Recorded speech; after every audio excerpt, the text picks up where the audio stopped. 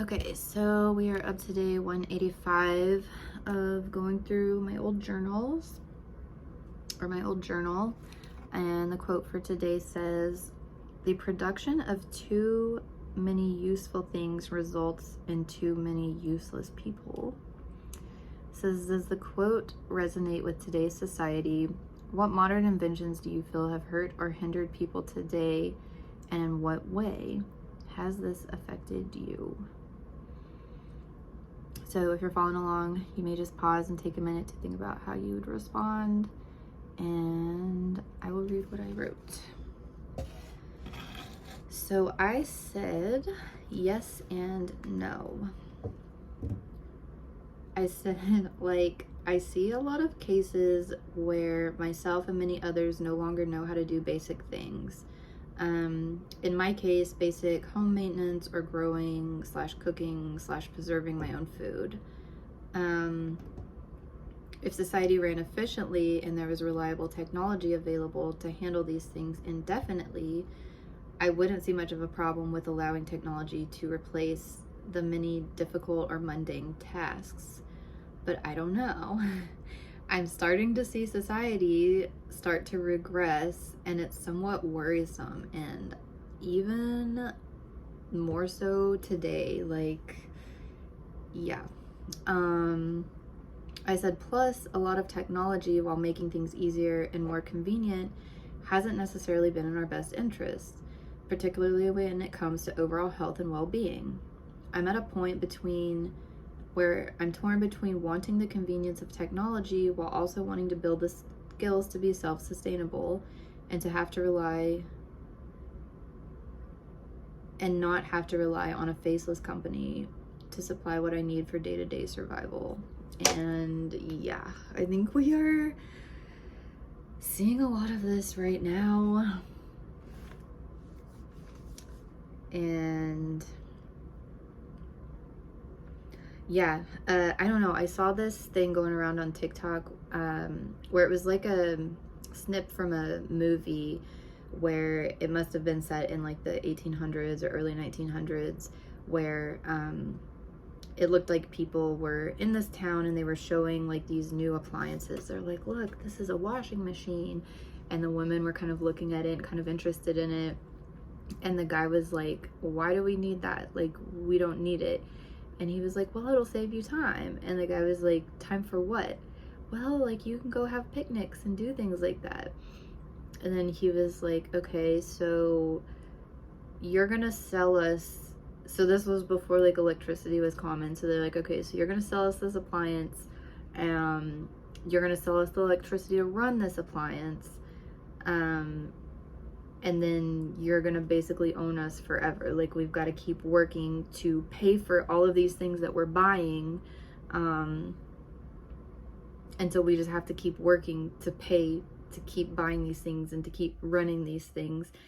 And like, now it's just like appliances do not last long at all. Like, I moved into my grandparents' house after they passed away, and they had some appliances that were like decades old. Like, my stovetop just went out, but I feel like it may be just like a loose wire. I'm pretty sure I can get it running again, but like the oven still works. Up until like a month ago, the stovetop still worked, and this was from like the 70s. We just replaced the dishwasher because that did go out, but the new dishwasher, it doesn't seem like it's quality. Like, it doesn't seem like it runs well. It doesn't seem like it even cleans the dishes well. And I've got this really old, it's got like some rust on it because I've been left outside for a while, but like, this old refrigerator is like, I don't even know how old it is, like 20 or 30 years old. It still runs, and I'm like, I am not replacing that refrigerator, because I'm not gonna risk replacing a refrigerator that still works for a new one that's probably going to break down in a couple of years. And like, for a decade I'd been hearing about planned obsolescence, and I knew that it was a thing, but I didn't think it would ever become so widespread in so many things. And it is just everything. Like, before my roommate moved in, Yeah, I think I didn't have a washing machine for a little while even, but I hadn't had a dryer for a while. The dryer had gone out, and so I was just hanging my clothes. And then I think my washing machine went out, and he was like, "Hey, I've got this old one at my parents' house. You know, you can have that one." So we were using the old washing machine. And then he was like, "Look, I'm just gonna buy a dryer." And so we bought a dryer like a year ago maybe, and it already went out. And so like I was just like, "Do not even buy me." He's like, "Well, should we get another dryer?" And I'm like, "No." I'm like, "Don't, I'll hang the clothes, you know, whatever." And so now I'm just like, I don't want to even buy another dryer unless things advance and like I know that there's going to be a dryer that's going to last. Like I don't even want to buy another one. I'll just hang the clothes. So I feel like we're like going back in time because I don't trust that the new appliances are going to last, and I don't want to constantly keep spending money buying new appliances. And it's like I can openers, even like the hand crank can openers, like the parts will break off on it after like a year. And I'm just like, I've got this old can opener, and it's a story for another day that my dad gave me this one time. And I'm like, I'm gonna keep this can opener forever because buying a new can opener, like it's gonna break. And so yeah, I feel like we have all of these things that have, and yeah, like we're living in a time where a lot of people like don't know how to do basic things if they don't have these technologies to help them do it.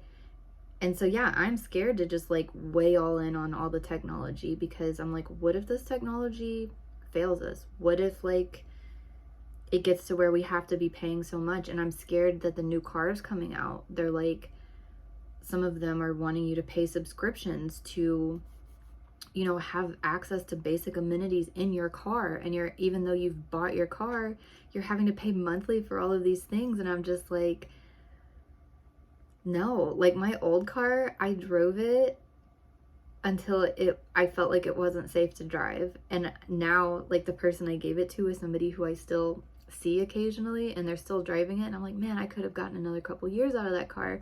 But I drove it with like the front bumper missing forever, and you know, these little things would go wrong. But I'm just like, I don't know. I don't trust that I get a new car, that the new car is gonna last as well as this one does. So yeah, I don't know. On the one hand, I wish that we had good technology that would last. Like if I owned a company and I made something, like say like a vacuum cleaner, because that was one thing I used to go through, like multiple vacuum cleaners, because you would just like use it for a year, it would stop working, there was no way to fix it, and you would just buy another one. And I'm like, I don't want to keep doing that. So I pulled up all the carpets in my house. I'm like, screw that, I'll sweep with a broom, you know, because I'm not just gonna keep buying all of these things that are going to waste. And it was real big when I was going into my zero waste thing, because I'm like, I don't want to just keep buying all these things.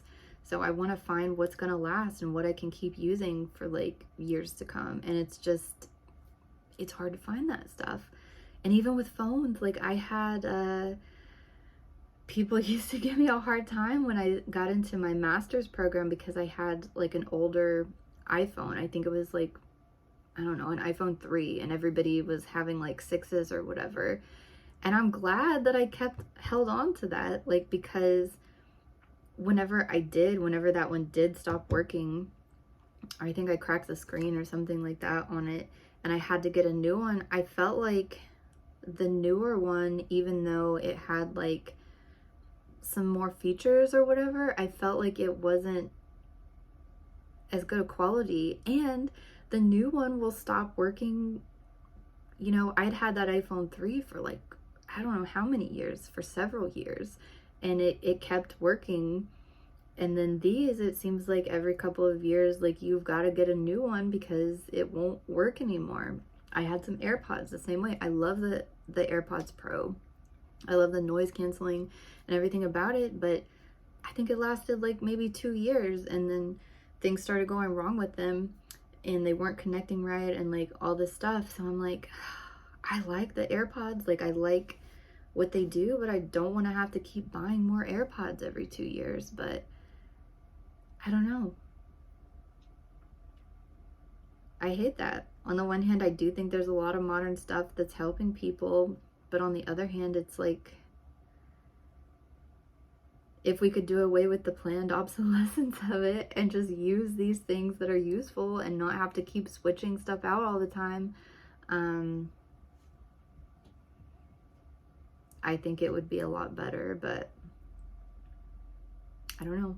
I don't see that changing anytime soon. So I am kind of regressing myself. Like I said, oh, I do want to learn how to garden. I do want to look at like growing my own food and start canning and preserving, because I don't trust, like, I'm not like full on conspiracy, but like, if you've watched something like Food Inc., it starts to make you think like, well, who controls our food system? Are we eating things that are good, are actually good for us? You know, all of this new technology and all this processed foods and things like that, like,